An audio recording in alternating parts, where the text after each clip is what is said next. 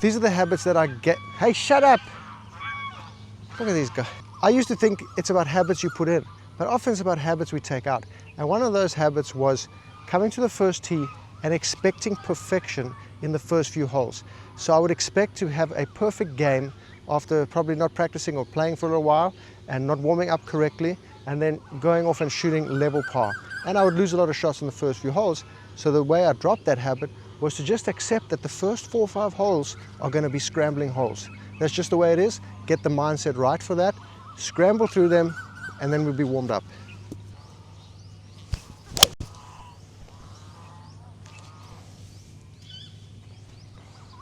When I dropped the perfection idea, I got my mind in the right place. So instead of going, okay, well, this drive is so bad, it's on the upslope in the rough, and now I've got, I just go, okay, how do I get the ball from there to where I want to go, and where do I want to go? I want to go to the front of the green here because everywhere's crap. So we're in the rough, pretty good lie. If it weren't a good lie, we would just have to adjust our shot to still get the ball to the same place, maybe more conservative. So over here, I want to get this ball to the front edge. So I'm not going to take something that's going to carry beyond the front edge too far. Because if I go too far with no control over the rough, I go in a bunker at the back and I decrease my chance of a scramble. I want to scramble like hell these first few holes until I'm warm, in the right places. So with the ball below my feet, it's going to curve a little bit off to the right, I reckon. So we go just left of the pin here, and hopefully it lands short and we just chip and putt on.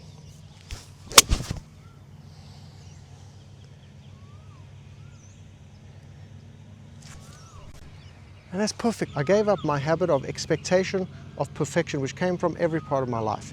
And I replaced that with, let's do what I can to just get the ball around in the first 4 holes. And that changed a lot of my golf and took me more toward a scratch handicap instead of being hovering around a 5 or 6 handicap, where I'd lose all my shots in the first 4 or 5 holes, expecting perfection, not being perfect, and then getting upset.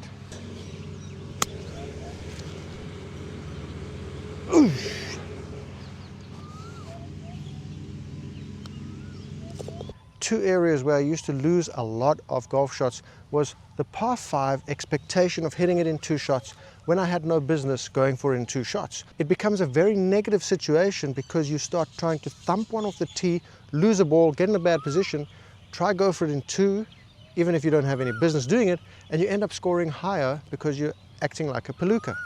The other one was trying to take on dog legs when I had no business taking on dog legs. This is a dog leg left. I can shoot it over the water right now, but back in the day I would think I should just do that because that's what a pro would do. That's the expectation of playing good golf, and I would dump it in water, leave it in the trees on dog legs, until I learned to just hit it into the fat part of the dog leg. So I replaced those 2 habits by understanding par 5 should be hit in 3 or 4 shots, and a dog leg, the best idea for amateur golf is to hit it into the fat part of the dog leg. Don't try shot shaping, don't try getting the ball to go with the dog leg. You're going to kill your score. So we're going to take something to just get in play here because we don't have to take this one on in 2 shots. Just get on in 3. And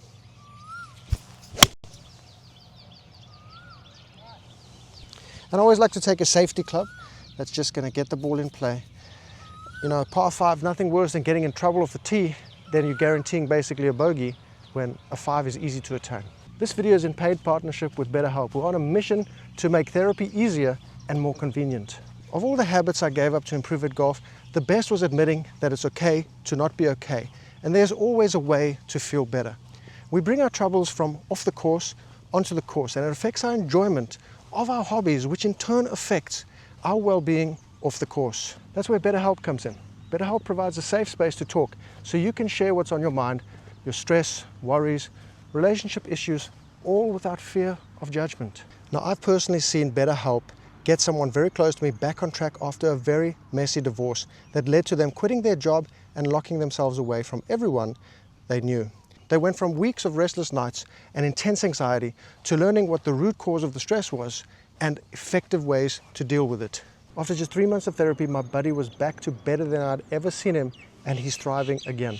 I was always skeptical of therapy, but seeing my friend's improvement showed me that sometimes we need someone to talk to because we have no one else there who will truly listen. Starting therapy is easy with BetterHelp. Fill out a questionnaire and you'll match with the therapist in as little as a couple of days. And the best part is that it's easy to switch therapists until you find the one you click with. If you're struggling and think you would benefit from a therapy session, click on the link in the description or go to betterhelp.com/golfsidekick and get 10% off your first month therapy. We have 248 yards remaining here, and my old habit was to just try pump one over the water, over the trees, when the maximum shot I had was 225 at max. Even if I cranked it as hard as I could, it wouldn't go over 225. Now that habit used to get me in a lot of trouble, topping the ball, trying to hit it too hard, slicing it into the wrong place, when it's not necessary. Now that habit came from reading and listening to dingleberries. There's a lot of dingleberries out there who don't care about your game, trying to sell you some product, telling you to go as long as possible, all the time, when in doubt, send it like an asshole. No, we're going to keep this ball in play to where we can control it. We've got 250. We can measure up to the 100 yard and 150 yard stakes with our REDTIGER rangefinders, and then get the ball across to our third shot where we want it to be. It's so easy when you're not trying to push out of your comfort zone, because out of your comfort zone is for practice, not for when you're scoring. So easy, so relaxed, because I know I don't have to pump anything. A big habit I had to get out of to hit better approach shots was to stop hitting nostalgia distances with my clubs, because I would think, oh well, I hit it 170 yards or I hit it 120 yards one time, but the actual distance of those two clubs is 160 yards and maybe 110 yards. So when I'm on approach shot, I don't want to play for the best possible strike. I want to play for the strike that's coming most often, the distance coming most often. So having the accurate distances really helps a lot.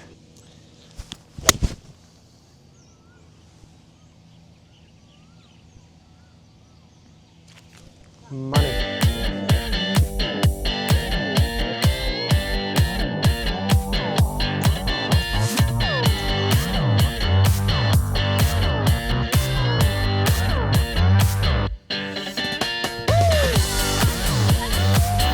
Come on!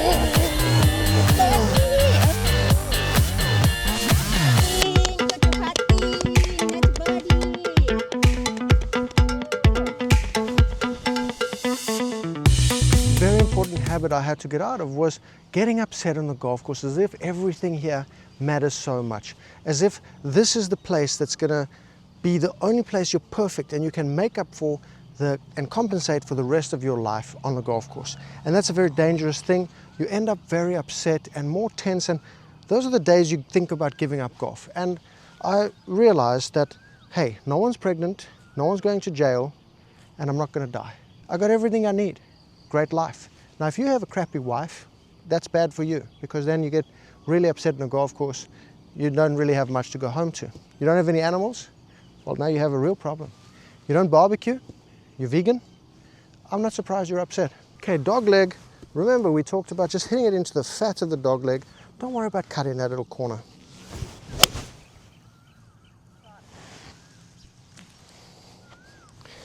Absolutely stinky winky. And one of the habits I got out of for long par fours was expecting, when I didn't have the skill, was expecting to make a four even though it's 420 yards. But I didn't have the ability to hit a long enough drive to get to the green. So I used to start playing them as par fives. When I started playing them as par fives, I started realizing, hey, if I just lay it up short of the green, chip it on, I can get up and down like, 30-40% of the time, because my chipping game was good. I make a lot more pars. But when I go for it in two, slice it OB into the water, into the trees, now I'm chipping out, making sixes and sometimes sevens. Easy game, cut the habit. The way I got out of reading books, magazine articles, and watching videos on swing tutorials is I just thought, hang on, none of this stuff is working. I'm taking it to the course, playing the worst golf of my life. I don't understand what I'm doing. I went to go see a pro, and in that one instance of seeing a professional, Eric Chong of Impact Golf Malaysia, all the hours I spent wasting time creating bad habits disappeared. And now I could focus on one or two things that fixed everything, instead of going through 1,000 different things, adding bad residue the whole way through. Because we don't have the skill, we don't have the knowledge, we don't have the understanding of a golf swing to know what is the cause and effect of what's happening, least of all in our own swing. It's like self-help. How do you help yourself? when you are the one who's seeking help and doesn't know what to do, so you ask yourself what to do. It doesn't really make much sense. So I got a pro to tell me, and now I don't really think about any swing mechanics. I just hit the ball, and that is very freeing, great habit to get out of. Okay, 170 here, ball a little bit below my feet, not going to affect it that much, probably a dead straight shot because I hit a right to left shape, a little bit uphill, uphill stance, 8 iron, 170.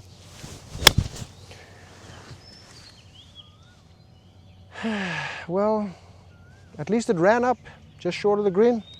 A habit I got out of was trying to be the flop shot king when there was no flop shot required. And when I learned this from Gary Player, if you go high, you're going to cry. Keep it low, get the dirty hose. That was a very quick, easy habit to get out of. Now, sometimes a high loft shot is a good one. Like here, we can actually fly this dome. I don't really feel confidential this morning in flying the dome. So I'm going to keep it low, get the dirty hose with an 8 iron. And I've completely missed my line, but at least I have a putt up there instead of leaving it short with my nasty ass flopperoonie.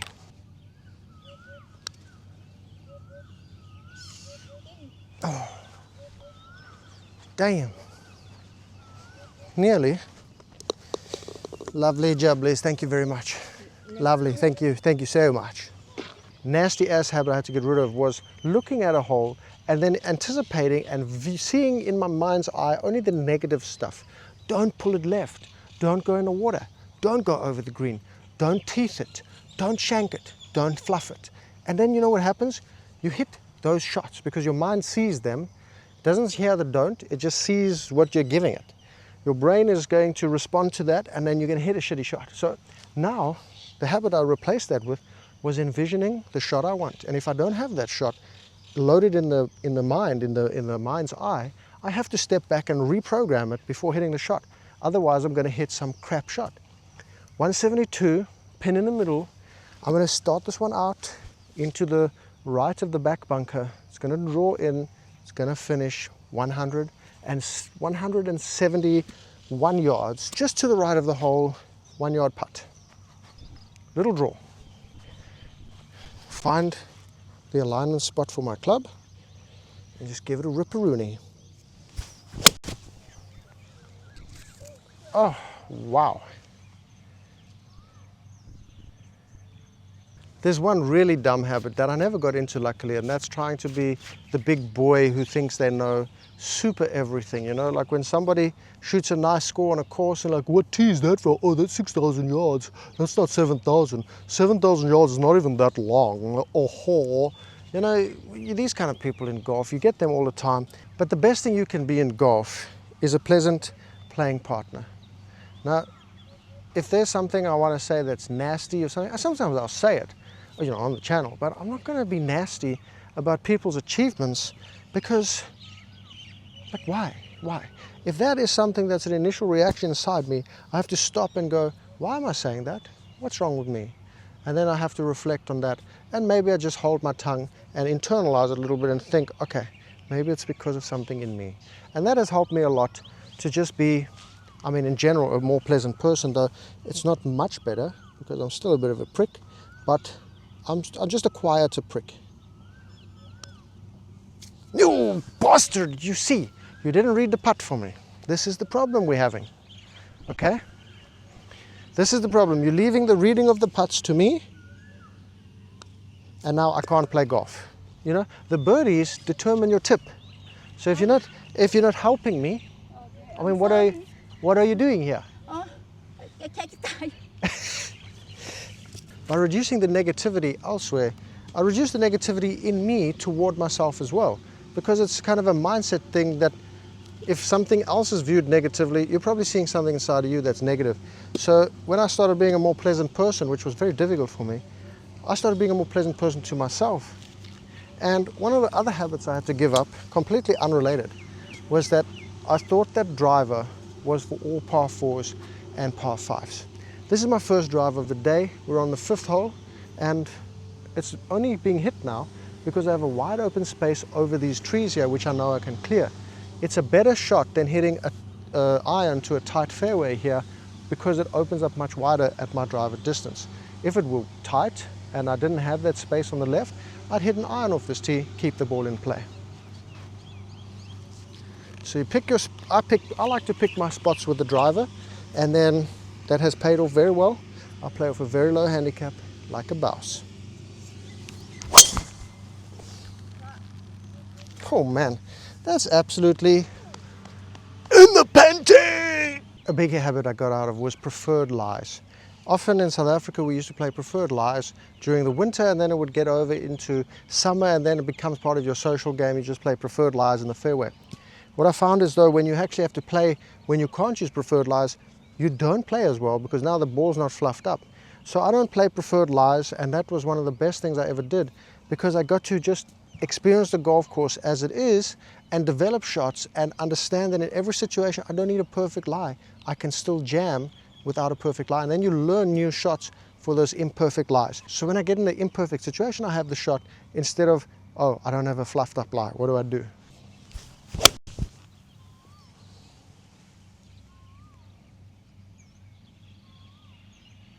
Habit I get out of, especially on the putting greens, is just what are we doing comparing to pros? What are we doing trying to justify our misses? I believe I can make this putt. I'm going to try and make this putt. Going like, okay, pros only make 12% of their whatever foot putt. I don't care anymore. I don't care. I used to think, okay, it gives me an excuse to not make putts, but I want to make them. I believe I can make them, and if not, I believe I can finish mere inches from the cup. If I believe that going in, well, I'll really give myself a great chance of getting a great read on it, putting a great speed on it, and I have a chance of making a putt. This namby-pamby, oh, don't worry about it, pros miss all their putts. I don't care. I don't care. I can make this bad boy right over here.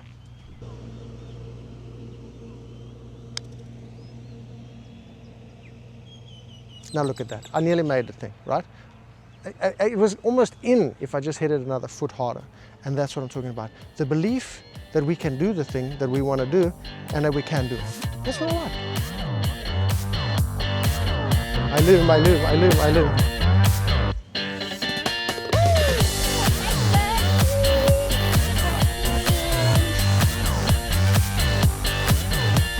have to get a new caddy here.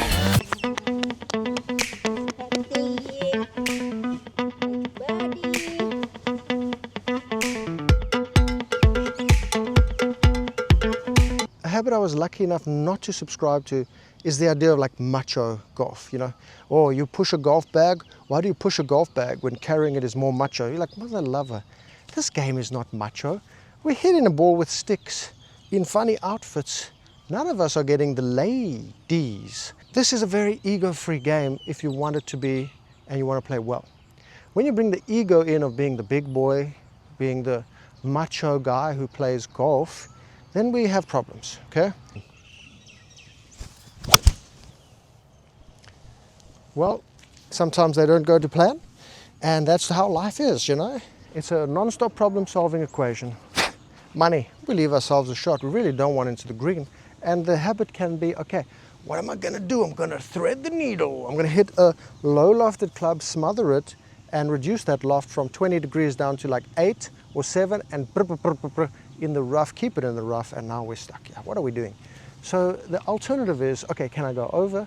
Can I go around the left? Or do I just pitch out into the fairway, take my medicine? It depends on your skill level. And the habit I got out of was trying to be Phil Mickelson. I'm not Phil Mickelson. None of us, none of you watching this video are PGA Tour pros, except you. Hi Bryson, I know you're on live, but hi Brycey. Brixton DeChambeau, he likes to watch this channel. He is subscribed to my channel. A lot of people don't know that.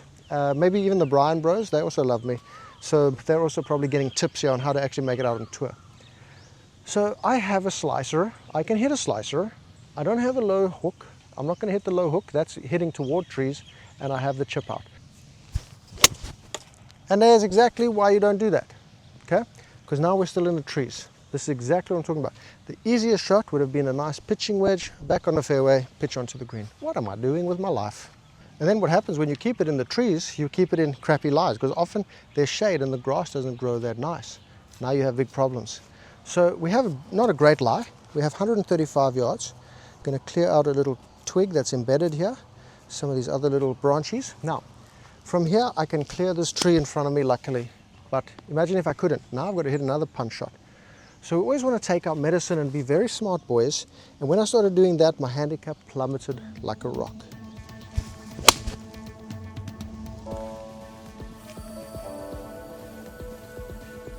Okay, we got a long ass putt. I've just discovered this really cool limited edition Batman putter. It's toe weighted. I think I'm gonna give this one a try. First putt ever with it. It's absolutely money. I mean, I don't know if it really is, but